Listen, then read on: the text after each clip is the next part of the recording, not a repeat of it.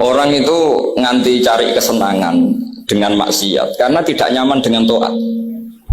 Sehingga kiai-kiai alim termasuk Bali Maksum, Mbah Mun, bapak saya semuanya itu seneng guyon.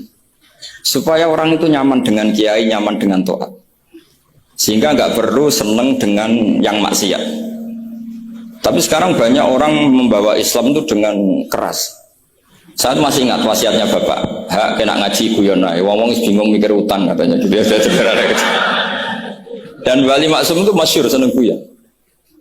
Bapak saya itu pernah ngajak saya mau ke pondok, santri-santri pas guyon itu kembali, gak sido jong santri lagi guyon.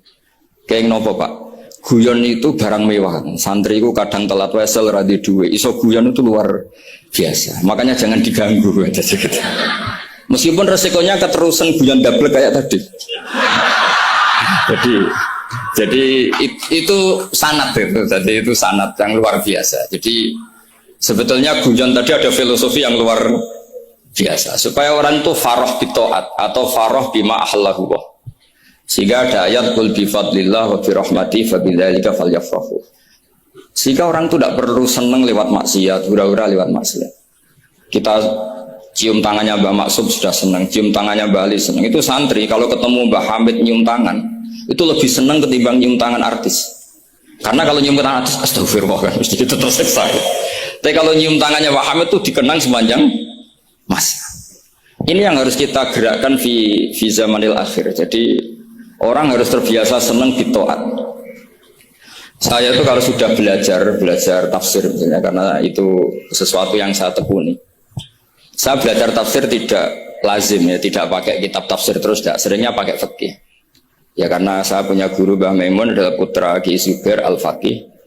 Saya punya guru bapak saya sendiri, punya guru-guru wali. Jadi saya ini punya jalur ulama, punya jalur wali. Sehingga kemungkinannya saya itu kalau nggak ulama ya wali atau gaduh-gaduh nggak jelas itu karena saking banyaknya.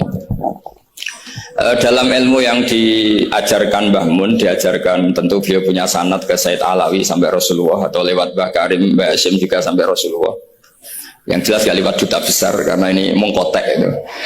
Itu bahaya kalau sanad lewat apa? Duta besar. Sanadnya begini. Ada riwayat yang ditulis kitab Ihya, juga ditulis kitab Khilyatil Auliya. Itu memang yang menopang perilaku duta besar tadi. Inna min khiyari umati kauman yadhakuna jahron min saati rahmatillah.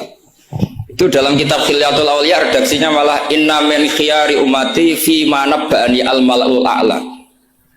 Kauman yadhakuna jahron min saati rahmatillah. Jadi termasuk umat-umatku yang pilihan adalah itu komunitas kaum yang kalau guyu itu banter-banter itu.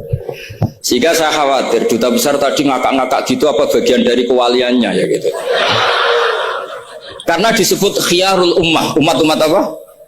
Pilihan. Meskipun kayaknya enggak juga, tapi ini cerita saja. Jadi inna min khiyari ummati fi ma nabba'ani al-malul a'la qauman yadhakuna jahran min saati rahmatillah. Lalu saya mikir, kenapa itu jadi khiyarul ummah? Bali itu masyhur seneng guyon. Mbah Mun ya masyhur seneng guyon. Bapak saya seneng guyon. Saya dulu itu iskal, ada kaji itu terkenal agak punya will itu, ya agak maksiat agak ceritanya. Ini agak katut juta besar tadi, makanya saya ngomong perempuan. Kaji itu agak ada gosip suka will. Ketika Mbah Mun ketemu bapak saya itu bilang begini, Nur, bapak saya namanya Rosalim, opo iku ayu kok nganti kaji ku senang. Yo ayu bah. Bakasane tentang ayu, saya dulu iskal kenapa ki bakas wong ayu gitu. Tapi setelah saya tambah alim, tambah tahu itu. Sama harus ikrar memang tambah alim, paham itu artinya tambah alim. Akhirnya Mbah Mun cerita gini. Nah aku kefikian malah jadi qadzaf. Jadi qadzaf misalnya gini, Anda terlalu Islam serius, pasti komentarnya gini. Kaji kok demenan. Kaji kok katut wedoan. Serius tapi akhirnya menabrak satu aturan yang dilarang Allah Subhanahu wa taala. Itu kalau kamu menuduh zina jadi qadzaf, kalau kamu bilang kaji kok katut wedok jadi suudzon. Maka bahasan yang netral adalah lo ayu no kok nganti katut ya. Ayu bah, iya ya wajar wong mesti katut wong ayu gitu. Itu filosofi. Jadi di balik guyon itu ada trik untuk menghindari ke fikih atau ke ketentuan fikih yang salah. Yaitu kalau kamu kejebak ekstrim, kaji kok seneng wong ayu, kaji kok demenan, maka berarti Anda qadzaf. Qadzaf itu menuduh orang lain yang enggak jelas apa buktinya. Maka guyon ini satu-satunya cara menghindari kesalahan yang lebih fatal. Sehingga di sini dibutuhkan kemampuan seni mengelola agama supaya agama ini tetap ceria. Saya berkali-kali cerita kalau ngaji, Imam Syafi'i itu kalau ditanya, diberitahu orang yang nyium tangan jenengan, yang di depan jenengan itu hormat, itu di luar ngerasani jenengan, bully jenengan. Jawabnya Imam Syafi'i itu tertawa-tawa. Baguslah, berarti saya wibawa. Di depan saya buktinya tidak berani. Gitu. Jadi enteng saja. Dijawab enteng saja. Baguslah, berarti saya wibawa. Nyatanya di depan saya tidak berani. Tapi banyak orang membenci jenengan karena fikih jenengan. Jawabnya Imam Syafi'i seneng lagi. Baguslah. Nah, nggak seneng saya pasti nggak pernah ngutang saya. Coba kalau kamu seneng juta besar itu pasti minta tolong. Mau masuk apa saja lah.